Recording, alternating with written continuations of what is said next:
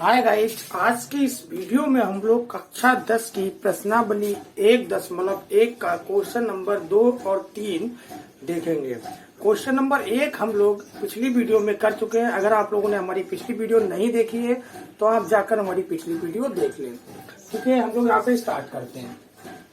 तो देखिए, ये क्वेश्चन नंबर 2 है हमारा। ये क्वेश्चन नंबर 2 हमारा क्या कहता है, दिखाइए कि कोई भी धनात्मक विषम पूर्णांक हमारा कैसा होना चाहिए, धनात्मक भी होना चाहिए और विषम भी होना चाहिए। 6q प्लस 1, ठीक है, and 6q plus 3, 6q plus 3 and 6q plus 5 के रूप का होता है जहां q कोई पूर्णांक है। जहां पर q क्या होगा, q हमारा कोई एक पूर्णांक होगा, q बराबर पूर्णांक होगा। ठीक है, और हमें इस फॉर्म में लेके आना है। और हमारा यहाँ पे क्या लगाएंगे, यूक्लिड विभाजन प्रमेयिका लगाएंगे हम लोग। इसमें यूक्लिड विभाजन प्रमेयिका क्या होती है हमारी, a बराबर वी क्यू प्लस a बराबर वी क्यू, b हमारा ये होता है वी क्यू प्लस r। ये हमारी यूक्लिड विभाजन प्रमेयिका होती है। इसी में हम लोग क्या करते हैं, अब हम लोग क्या करते हैं, जो भी हमारा एक होता है a बराबर मान लेते हैं, a एक पूर्णांक है। ठीक है, कोई धनात्मक पूर्णांक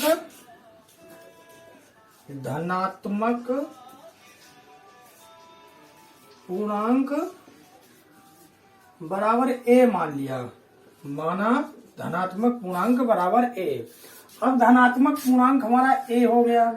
ठीक है, तो अब हमें ये सिद्ध करना है कि इस रूप में और इस रूप में विषम पूर्णांक हमारे आते हैं नहीं आते हैं, जहां पर q हमारा एक पूर्णांक होगा। तो सबसे पहले हम लोग क्या लिखेंगे, सबसे पहले हम लोग ये लिखते हैं, इस फॉर्म में ले जाते हैं हम लोग इसको। ठीक है, तो यहाँ पर क्या हो जाएगा, a बराबर हमारा क्या हो जाएगा 6q, ठीक है, प्लस 0 हो सकता है, a बराबर r 0 आ सकता है, r की वैल्यू रखेंगे, r हमारा यहाँ पे क्या क्या आ सकता है, 0 आ सकता है। क्यों आ सकता है, सबसे पहले हम लोग ये देख लेते हैं। अब ये 6 दिया हुआ है, b हमारा क्या है बराबर 6 दिया हुआ है, तो ये जो हमारा होना चाहिए ये 6 से छोटा होगा। रिमाइंडर हमारा जो भी आएगा वो सदैव 6 से छोटा होगा। ठीक है, रिमाइंडर r जो होगा वो 6 से छोटा होगा, समय सदैव 6 से छोटा होगा और 0 से बड़ा होगा।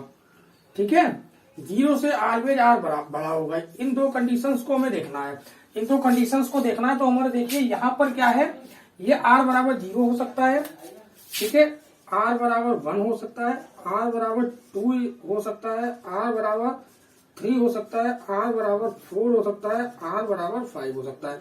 तो ये 5 कंडीशंस हैं यहाँ पर अवेलेबल हो सकती है, हमें मिल सकती हैं। ये 5 कंडीशंस जो हमारी ये मिल सकती है हमें इसके अंदर r के लिए, क्योंकि हमारा अब देखो यहाँ पर क्या हो जाएगा, a बराबर 6q प्लस 1, a बराबर 6q प्लस 2 हो सकता है, a बराबर 6q प्लस 3, a बराबर 6q प्लस 4, a बराबर 6q प्लस 5।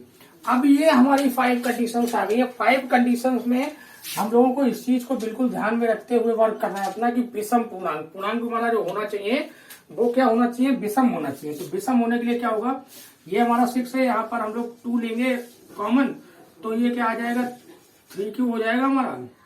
ठीक है, अब इसमें क्या करेंगे हम, यहाँ पे तो हम 2 कॉमन ले लेंगे, यहाँ 2 कॉमन ले लेंगे, लेकिन यहाँ पर जो 1 बचा यहाँ पे 2 कॉमन नहीं आएगा ना, तो ये क्या हो जाएगा हमारा विषम हो जाएगा, ये वाला हो जाएगा विषम पूर्णांक हो जाएगा। अब इसमें क्या करते हैं, यहाँ से हम 2 कॉमन ले लेंगे, तो यहाँ पे 3q बचा, यहाँ पे 2 कॉमन ले लिया तो 1 बचा, यहाँ पे 2 कॉमन ले लिया तो 1 बचा। ऐसे ही हम नेक्स्ट वाले में करते हैं, यहाँ तो 2 कॉमन ले लेंगे हम लोग, यहाँ नहीं ले सकते क्योंकि यहाँ पे हमारा 3 है, 3 जो है हमारा विषम पूर्णांक है। तो यहाँ पर क्या हो जाएगा, ये भी हमारा क्या हो जाएगा, विषम हो जाएगा। विषम इसलिए हो जाएगा क्योंकि हम लोग यहाँ पे तो ले सकते हैं हम लोग कॉमन 3, कॉमन 2 ले सकते हैं यहाँ पे, लेकिन यहाँ पे नहीं ले पाएंगे ना हम लोग कॉमन, तो ये क्या होगा हमारा, ये विषम हो जाएगा। अगले में क्या है, यहाँ पे हम लोग 2 कॉमन ले लेते हैं, तो ये हो जाएगा हमारा 3q। ठीक है, 3q प्लस 2 हो जाएगा, 2 2 जा 4, ये 2 हो जाएगा। यहाँ पे भी हम क्या कर सकते हैं, यहाँ पे तो कॉमन ले सकते हैं, बट ये 5 है तो 5 में हम लोग कॉमन नहीं ले सकते, तो इसलिए ये क्या हो जाएगा, विषम हो जाएगा, विषम पूर्णांक। अब ये विषम पूर्णांक हो गया। अब हम लोग बात करते हैं, हम लोगों को विषम पूर्णांक की बात करनी थी, धनात्मक पूर्णांक की बात करनी थी। ठीक है, दोनों कंडीशंस को हमने पहले सेटिस्फाई कर लिया है अपना। देखो अब हम क्या करते हैं, ये तो हमारा एक विषम हो गया, ठीक है, दूसरा हमारा ये विषम हो गया, तीसरा हमारा ये विषम हो गया। अब हम इसी को एक साइड लिख लेते हैं। एक हमारा आ गया a बराबर वी क्यू प्लस 1, a बराबर वी क्यू प्लस 3, a बराबर वी क्यू प्लस 5। तो एक ये वाला आ गया, ये वाला हमारा, और ये वाला ये आ गया यहाँ पे, ये वाला हमारा यहाँ पे आ गया। तो ये 3 विषम पूर्णांक हैं। देखो तीनों की फॉर्म ये है हमारी। पहले वाले की फॉर्म देखो यहाँ से मैच करती है, बी क्यू प्लस 1, ठीक है, ये फॉर्म में आ गया। बी क्यू प्लस 3 ये वाली फॉर्म आ गई, बी क्यू प्लस 5 ये वाली फॉर्म आ गई।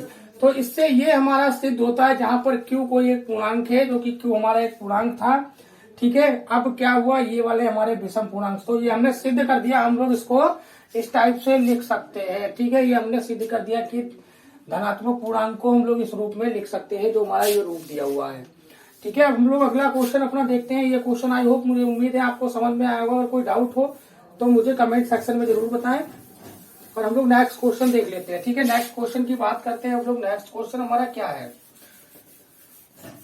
तो नेक्स्ट क्वेश्चन भी इसी से रिलेटेड है हमारा थोड़ा बहुत। इसमें हम लोग क्या करेंगे, अब देखिए नेक्स्ट क्वेश्चन हमारा कहता है किसी परेड में 616, ये 616 जो है सदस्य हैं, 616 सदस्यों की वाली है एक सेना की टुकड़ी 32 सदस्यों वाले एक सेना के बैंड के पीछे मार्च करना है। दोनों समूह को समान संख्या वाले स्तंभों में मार्च करना है, ठीक है। उन स्तंभों की अधिकतम संख्या, अब यहाँ पे क्या कह दिया इन्होंने, अधिकतम संख्या की बात कर दी है। तो अधिकतम मतलब होता है हाईएस्ट, तो ये क्या हो जाएगा एचसीएफ। जहां पे अधिकतम की बात करें तो हमारा एचसीएफ निकलेगा, हाईएस्ट कॉमन फैक्टर, या फिर इसे महत्तम समावर्तक भी कहते हैं हम लोग हिंदी में। तो ये हाईएस्ट कॉमन फैक्टर निकालेंगे, या हमें न्यूनतम होता है या कम से कम होता है, तब हम लोग वहां पे क्या निकालते हैं, एलसीएफ निकालते हैं, क्योंकि लोएस्ट कॉमन फैक्टर, ठीक है, इसकी फुल फॉर्म होती है लोएस्ट कॉमन फैक्टर, एलसीएफ मतलब लघुत्तम समावर्तक। तो यहाँ पे हमारी एचसीएफ की बात हुई, तो इसको हम लोग हटा लेते हैं, मैं समझाने के लिए आपको बता दिया था, ठीक है। तो ये हमारा क्या हो गया, किसी परेड में ये हो गया। तो 616 सदस्यों वाली सेना है, ठीक है। दूसरा क्या हो गया हमारा, 32 सदस्यों वाली सेना में हमें इंक्लूड करना है। उनको कैसे इंक्लूड करेंगे, तो ये एचसीएफ के थ्रू में पता लगेगा कि हम इनको कैसे इंक्लूड करेंगे। बराबर समान संख्या में करना है, ठीक है। उन स्तंभों की अधिकतम संख्या क्या होगी जिसमें वे मार्च कर सके, ठीक है। तो समान संख्या वाले स्तंभ होने चाहिए, ठीक है। उनमें मार्च करने के लिए हम क्या कराते हैं, तो हम लोग इन दोनों का, एक तो 32 हो गया, ठीक है, इन दोनों का एलसीएफ निकालते हैं। तो एलसीएफ निकालने के 2 तरीके हैं। तो पहला तरीका हम लोग यूज कर लेते हैं, 616 को हम लोग 32 से भाग करते हैं।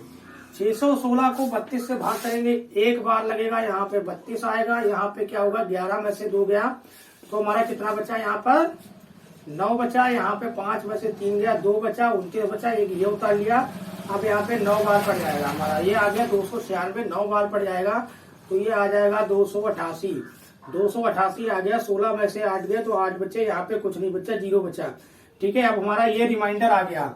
अब हमारा ये रिमाइंडर आने के बाद हम लोग इससे 32 को गुणा कर देते, डिवाइड कर देते हैं, भाग कर देते हैं। तो 8 चक्कू 32 हो गया, 8 चक्कू 32 होती है, हमारा क्या हो गया, यहाँ पर रिमाइंडर 0 आ गया।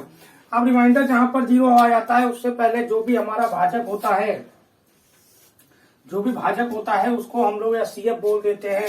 तो एचसीएफ क्या होता है हमारा, 8 हो गया, इसके लिए 8 हो गया हमारा एचसीएफ, ठीक है। इसका एचसीएफ 8 हो गया, तो हमारे 8 स्तंभों की अधिकतम 8 स्तंभ होंगे, अधिकतम 8 स्तंभ होंगे, ठीक है। जिनमें एक हम दूसरा तरीका आपको बता देते हैं एचसीएफ निकालने का, जिसको इस तरीके से समझ में आता है। वैसे ये तरीका सरल है हमारा, इस तरीके से आसानी से समझ में आता है। जिसको इस तरीके से समझ में नहीं आता है, तो वो बच्चे हमारा दूसरे तरीके से भी कर सकते हैं।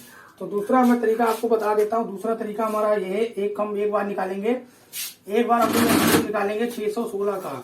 तो 616 को 2 से डिवाइड करते हैं, 2 से डिवाइड करने पर 3 आ गया, यहाँ पे क्या आ गया, 8 आ गया। अब फिर हम 2 से डिवाइड कर देते हैं, क्योंकि यहाँ पे लास्ट यूनिट जो हमारी क्या है, सम संख्या, सम संख्या है, तो 2 से डिवाइड हो जाएगा, ठीक है। 2 से डिवाइड हो जाने पर क्या होता है, 2 एकम 2 एक 2 पंजे 10 और 2 चक्कू 8, अब फिर 2 से कर दिया, 2 सत्ते 14, 1 बचा, 2 सत्ते 14। अब ये 2 से डिवाइड नहीं होगा क्योंकि हमारी जो है इकाई वाली यूनिट क्या है हमारी, यहाँ पर इवन नहीं है, ऑड है, मतलब विषम संख्या है। तो ये 7 से होगा तो यहाँ पे आ जाए 11। अब 11 हमारी बिल्कुल किसी से डिवाइड नहीं होती, तो इसको हम 11 से कर देंगे, 1 आ गया। ठीक है, 1 आ गया तो इसका हमारा क्या हो गया, 1 आ जाने के बाद इसका, तो इसके ये गुणनखंड हो गए 2 गुणे 2 गुणे 2 गुणे 7 गुणे 11, ये हो गया 616। 616 हो गया हमारा। ये 616 हो जाने के बाद अब हम दूसरे का निकाल लेते हैं, 32 का निकाल लेते हैं 32 का। अब 32 का हम लोग एलसीएम निकालते हैं तो क्या होता है, 2 से कर दिया, 2 एकम ये 2, 16 बचा, फिर 2 से कर दिया, ये बचेगा 8 हमारा, फिर 2 से कर दिया, यहाँ पे 4 बचा। ठीक है, अगेन 2 से कर दिया हमने, 2 बचा यहाँ पर, फिर 2 से कर दिया। इसको हम लोग अभाज्य गुणनखंड विधि से निकालते हैं तो यहाँ पर क्या बचेगा, 1 बचेगा। ठीक है, अब हम इसके गुणनखंड लिखते हैं। इसके गुणनखंड क्या होगा, 2 गुणे 2 गुणे 2 गुणे 2 गुणे 2, इसके गुणनखंड होगा ये। अब देखो इसमें हम ये चेक करते हैं कि हमारा कॉमन कौन कौन से गुणनखंड है। पहला एक 2 2 इसमें भी मिल रहा है, इसमें भी मिल रहा है। दूसरे में 2 2 इसमें भी मिल रहा है, इसमें भी मिल रहा है। इसमें 2 इसमें भी मिल रहा है, इसमें भी मिल रहा है। बट अगला कोई भी गुणनखंड इनके कॉमन नहीं है, ना ये है ना ये है, एक भी कॉमन नहीं है। तो इसको हम लोग क्या लिखेंगे, इसको हम लोग यहाँ से लिखते हैं, इसके आगे लिखेंगे इसके कॉमन गुणनखंड 2 गुणे 2 गुणे 2, तो हो जाएगा 2 दूनी 4, 4 दूनी 8। इसका भी एचसीएफ 8 आ गया इस वाली विधि से। एचसीएफ क्या आ गया, 8। तो हमारे उन स्तंभों की अधिकतम संख्या होगी हमारी 8। क्या होगी, उन स्तंभों की अधिकतम संख्या हमारी कितनी होगी, 8 संख्या होगी। ठीक है, तो आपको हमारा ये सवाल समझ में आया होगा। अगर आपका कोई डाउट है तो कमेंट सेक्शन में जरूर बताएं। Thank you for watching my video. मिलते हैं हम लोग नेक्स्ट वीडियो में। Have a nice day. आइए।